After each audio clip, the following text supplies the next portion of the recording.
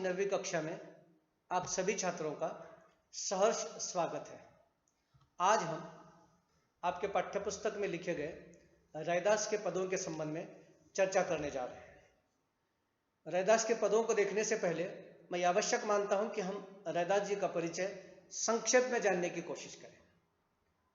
रविदास अर्थात रैदास, जिनका जन्म काशी में मार्ग पूर्णिमा के दिन रविवार को संवत 1388 को हुआ माना जाता है।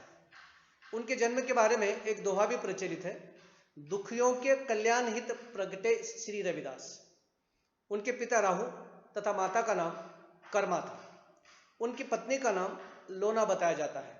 रैदास ने साधु संतों की संगति से बहुत अधिक मात्रा में व्यावहारिक ज्ञान प्राप्त किया था और वे अपना उदर निर्वाह चलाने के लिए जूते बनाने का काम किया करते थे और यही उनका व्यवसाय था। ऐसे कहते हैं कि वे अपने काम को पूरी ईमानदारी, लगन, परिश्रम से करने की कोशिश करते थे। समय से काम को पूरा करने पर बहुत ही ध्यान देते थे। उनका समयानुपालन की प्रवृत्ति तथा मधुर व्यवहार के कारण उनके संपर्क में आने वाले लोग भी बहुत ही प्रसन्न रहते थे।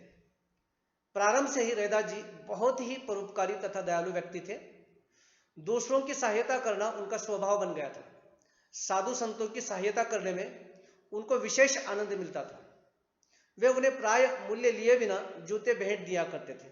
जैसे कि पहले हमने परिचय में देखा है, अपना उदर निर्वाह चलाने के लिए रैदास जी जूतों का व्यवसाय करते थे, जूते बनाते थे और जूतों को बेचने का काम करते थे।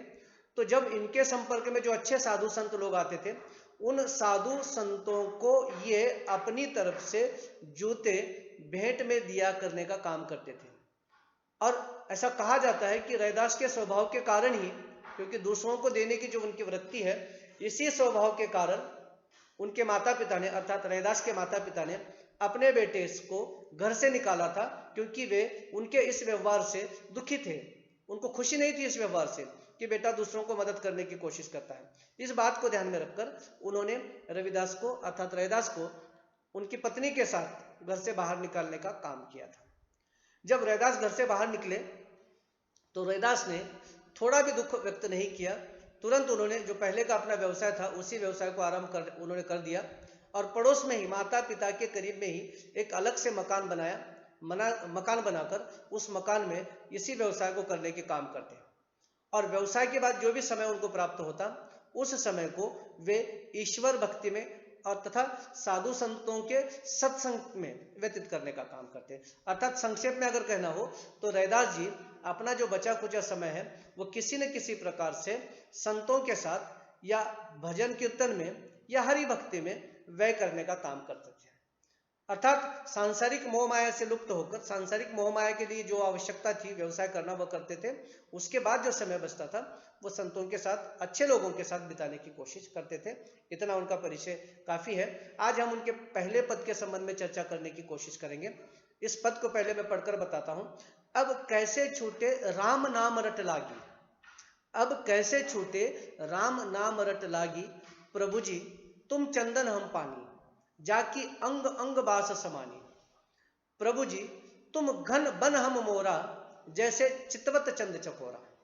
प्रभु जी तुम दीपक हम बाती, जाकी ज्योति बरे दिन राती। प्रभु जी तुम मोती हम धागा, जैसे सोनही मिलत सुहागा। प्रभु जी तुम स्वामी हम दासा, ऐसी भक्ति करे रैदासा, ऐसी भक्ति करे रैदासा।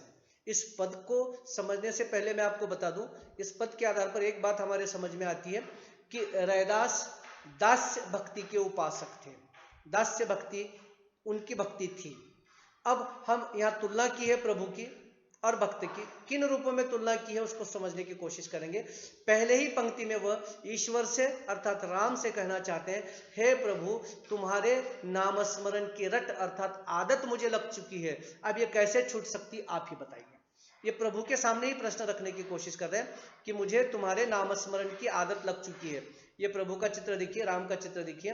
राम के सामने ही रैदास ये बताने की कोशिश कर रहे हैं कि मुझे तुम्हारे नाम स्मरण की, हे प्रभु हे राम तुम्हारे नामस्मरण की मुझे आदत लग चुकी है। अब ये आदत कैसे छूट सकती है, आप ही बताइए।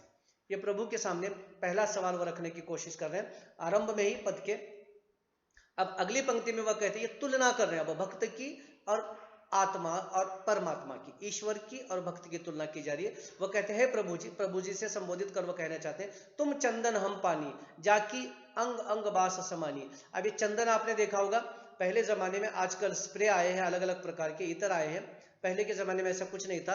तो ये चंदन की लकड़ी है, इस लकड़ी का उपयोग किया जाता था, इस पत्थर पर घिसने का काम, पानी डालकर घिसा जाता था और जिससे जो लेप निकलता था वो लेप लगाकर शरीर पर लगाया जाता था। तो वो शरीर पर सारा लेप ऐसे बैठता था, उसकी खुशबू ऐसे बैठती थी कि जाकी अंग अंग बास समानी। उस चंदन को और पानी को मिलाकर जब घिसा जाता था उस पत्थर पर, तो उसकी जो खुशबू निकलती थी शरीर पर लेप लगाने के बाद पूरे शरीर में बस जाती थी। समानी मतलब बसना, बास मतलब खुशबू, पूरे शरीर में समा जाती थी। एक अर्थ ले सकते हैं। दूसरा, चंदन की लकड़ी को अगर पानी में डाला गया, थोड़े से पानी में, तो उस पानी में से जो खुशबू आती है उस खुशबू को भी अलग नहीं कर सकते। इन दोनों में अर्थ में ले सकते हैं। या प्रभु चंदन है और भक्त अपने आप को पानी समझता है। अगली पंक्ति में, प्रभु जी तुम घन बन हम मोरा, जैसे चितवत चंद चकोरा। तो यहां हम समझने की कोशिश करेंगे कि ये भक्त ईश्वर को घन, ये देखिए बादल आपके सामने है, ईश्वर को बादल के रूप में देखता है और खुद को मोर के रूप में देखने की कोशिश कर रहा है। और उसके साथ साथ ये मोर के रूप में खुद को, ईश्वर को बादल के रूप में, और यहाँ चांद ईश्वर को कह रहा है वो, और खुद को चकोर कह रहा है। ये चकोर भी देखिए तीतर जाति का एक पंछी है, ये खुद को चकोर कहता है भक्त, और ईश्वर को चांद कहने की कोशिश कर रहा है। यहाँ एक बड़ी तुलना है, एक उप तुलना है। पहले तो वो कहता है तुम घन बन हम मोरा।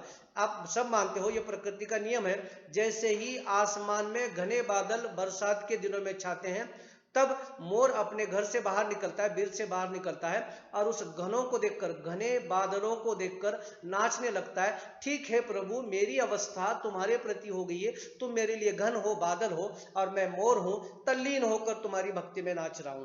ठीक उसी प्रकार से चितवत मतलब एक टक देखना, रात के समय चंद्रमा के प्रति प्रेम होने के कारण ये चकोर तीतर जाति का ये पंछी एक टक चंद्रमा को देखने की कोशिश करता है। कोई शिकारी उसका शिकार करेगा, उसका भी ध्यान नहीं रहता। ठीक उसी प्रकार से है प्रभु, मेरी अवस्था तुम्हारे प्रति हो गई है। प्रभु जी तुम दीपक हम बाती, जाकी ज्योति बरे दिन राती। अब यहाँ ईश्वर को दीपक के रूप में माना है। देखिए इस दीपक में देखिए ये बाती है, बाती नीचे ऊपर की जाती है और बाती को जलाने के बाद उससे ज्योति निकलने की कोशिश करती है। तो यहाँ भक्त थोड़ा अपने महत्व को बताना चाहता है, हे प्रभु जी तुम दीपक हो और हम बाती हैं, जाकी ज्योति बरे दिन राती। बरे मतलब बढ़ना या जलना, अर्थात भक्त ईश्वर भक्ति में दिन रात जलता है। ज्योति अर्थात प्रकाश लोगों को देने की कोशिश करता है। बड़े मतलब ये भक्ति बताते हुए, लोगों को देते हुए ईश्वर भक्ति बताने का काम वो दिन रात करता है, बढ़ता है। और बड़े मतलब जलना, खुद भी जलता है। गर्मी है, धूप है, सर्दी है, बारिश है, प्रभु भक्ति में वह अपने आप को खोता है, तल्लीन होकर अपने सुख दुख का भी ध्यान वो रखने की कोशिश नहीं करता। ये रैदास यहाँ बताने की कोशिश करना चाहते हैं। और अगली पंक्ति में वो कहते हैं, प्रभु जी तुम मोती हम धागा। ये प्रभु जी देखिए मोती है और ये मोती धागे में पिरोया गया है। इस मोती को प्रभु कहा है और खुद को धागा कहने की कोशिश की है। जैसी सोने ही मिलत सुहागा। देखिए ये सोना भी, देखिए मैं सोना भी आपको बताता हूँ, ये सोने के गहने हैं जो महिलाएं पहनते हैं। इसमें जो चमक आती है, ये चमक केवल और केवल सुहागे के संपर्क में आने के कारण ही होती है। तो यहाँ रैदास ये बताना चाहते हैं प्रभु की और अपनी तुलना करते हुए, हे प्रभु तुम मोती हो, मैं धागा हूं। अर्थात उस मोती की माला में पिरोए गए धागे को उस मोती के कारण मूल्य आ गया, महत्व बन गया है।